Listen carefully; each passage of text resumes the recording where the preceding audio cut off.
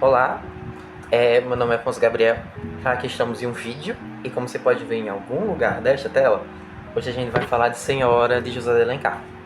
Esse vídeo surgiu tanto como querer meu de gravar vídeos para o YouTube, como também uma atividade brasileira que é para entregar hoje pela noite e eu tô gravando hoje pela manhã, segunda-feira. Bem, como já falado, Senhora, escrito por José de Alencar, foi publicado em 1875 e vai contar a história de Aurélia Camargo, que por si só é um nome muito bonito.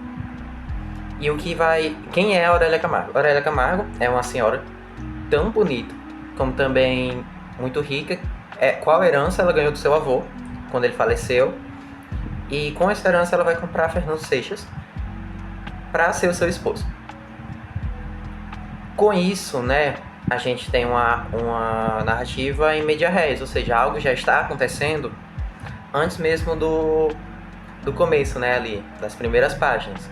Isso fica claro com o final da primeira parte, porque esse livro é dividido em 4 partes, que é o preço, a quitação, a posse e o resgate. No preço, o Fernando, né, ele já nos revela que ele conhecia a Aurélia de tempos antigos, ou seja, algo já está acontecendo antes mesmo daquele momento, né. Isso fica claro quando na quitação é nos revelado o motivo de Aurélia querer se casar com Fernando Seixas.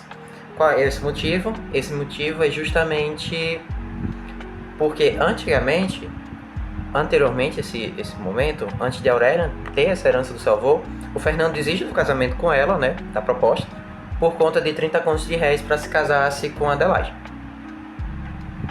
Com isso, como meio de vingança, de orgulho, como o próprio narrador fala, Aurélia casa-se com Fernando para meio que se vingar.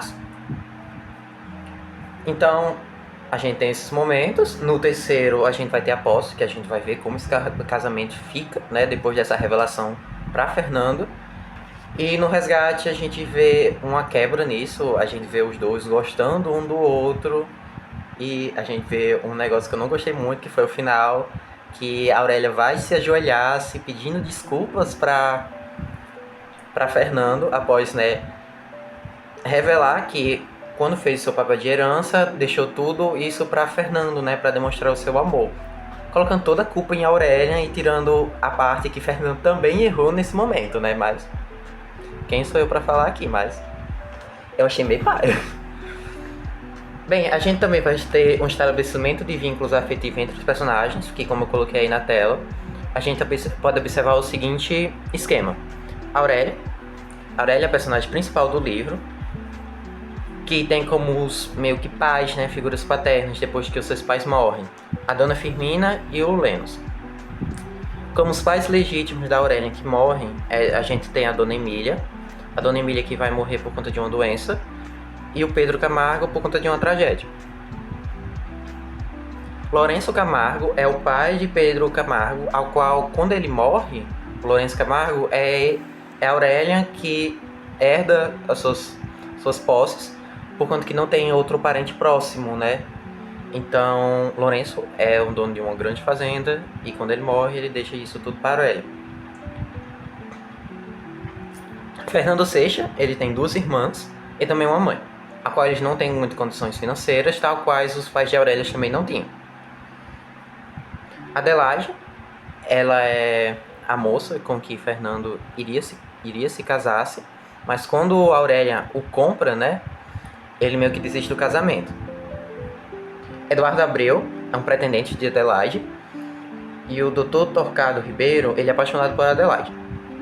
Com isso, a gente tem um estabelecimento dos vínculos das personagens e é assim que vai se debater durante todo o capítulo. É claro que tem mais profundidade nesses personagens, mas como o tempo aqui é curto, a gente não vai prolongar muito nisso, a gente vai falar de 2 questões mais importantes e qual não tem como escapar, a gente tem que falar disso mesmo. A gente vai ter uma relação entre acordos financeiros e vínculos afetivos, né? Isso fica muito claro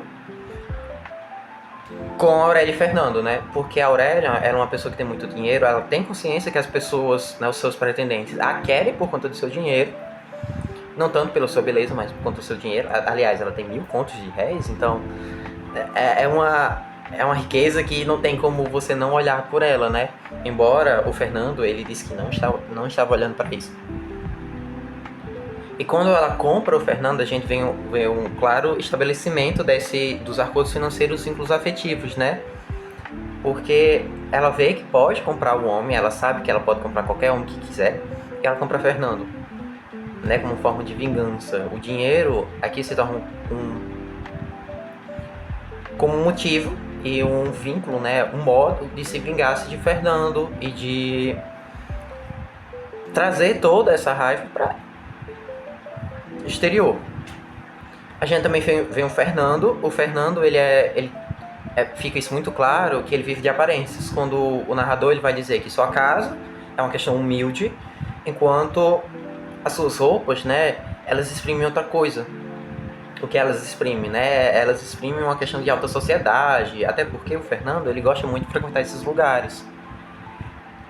Então, ele vai meio que viver um vídeo de aparências, né? A sua casa é de um jeito e ele apresenta-se de outro, né? Como uma pessoa que tem muito dinheiro. Com isso, a gente também tem os pretendentes, como já falado, que eles vão ser interessados por Aurélia por conta do dinheiro. Então, muitas pessoas que vão se aproximar de Aurélia vão querer isso pelo seu dinheiro. Voltando para a questão do passado, né? Quando Aurélia e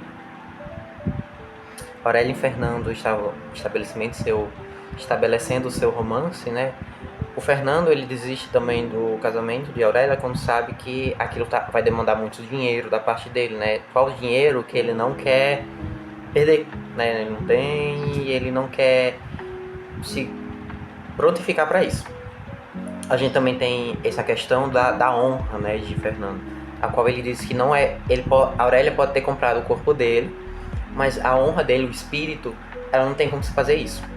A gente também pode ver uma questão sobre a visão da mulher no século XIX, né? No contexto do século XIX. Bem, a gente também pode começar falando sobre Aurélia. Aurélia, ela é uma jovem que tem muitas qualidades, né? Ela é segura de si, ela segue os seus princípios. Ela é uma pessoa muito inteligente, é tanto que ela mesma faz as contas, né, pro seu irmão quando ele tá ali naquela situação de não conseguir meio que conciliar o trabalho. Mas mesmo assim, tanto o narrador como as personagens enfatizam muito a sua beleza, né, como se ela resumisse muito a isso. É tanto que isso já começa no primeiro capítulo e vai desandando para as outras partes, né, principalmente nessa parte. Foi o fulgor satânico da beleza dessa mulher a sua maior sedução. Como a sua principal característica foi justamente sua beleza, deixando de lado todas as suas qualidades. Também a gente pode ver uma questão sobre a mulher ser cata, né? Ela ser recatada, ter toda aquela questão que ela não pode muito ser para frente, né? Digamos assim, ela não pode se colocar-se diante dos problemas. É tanto que tem um momento, né, no baile, na casa de Aurélia, que ela desmaia, né, quando ela vai dançar, e Fernando carrega ela nos seus braços. Com isso, os próprios convidados vão achar aquilo meio estranho, como se a Aurélia queresse fazer aquilo por querer e por aparecer. A gente também consegue ver isso com a mãe de Aurélia. A mãe de Aurélia, ela vai dizer que para ela ter uma segurança, né, ela precisa casar-se e de preferência com um homem rico, né, porque é algo que ela não pôde ter com o Pedro, né, algo que afetou muito. É tanto que a família dela a despreza, né, por conta desse relacionamento que não se casou-se, né, no papel. Então ela quer que a Aurélia tenha um casamento para ser segura, né, caso ela venha a morrer, que ela vai. A Aurélia, ela sabe disso, mas ela não quer se casar-se, mas ela meio que cede aos pensamentos da mãe, meio que para ter algo que a mãe descanse bem, né? A gente também vai ter uma questão sobre as duas irmãs e a mãe de Seixas, que já no comecinho é algo interessante de se falar, porque enquanto Seixas vai trabalhar, né, elas ficam arrumando a casa, e é tanto que o próprio Fernando não vai achar aquilo estranho, né? Ele vai... É como se aquela atitude, né, das irmãs dele servirem ele fosse algo como natural, né? Ele não vai nem agradecer. E quando o Fernando vai para as suas festas, né, o chá, tanto a mãe como as irmãs, elas entendem aquilo porque é como se ele merecesse aquilo, sendo que é meio que não tem tantas coisas assim em casa. E a gente já consegue ver essa visão dessa mulher, né?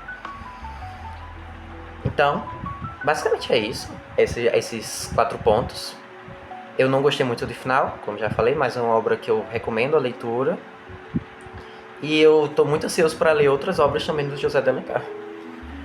Principalmente A Diva, porque me parece muito interessante, principalmente pelo título. Bem, é isso. Obrigado por assistir até aqui e nos vemos em talvez próximo vídeo.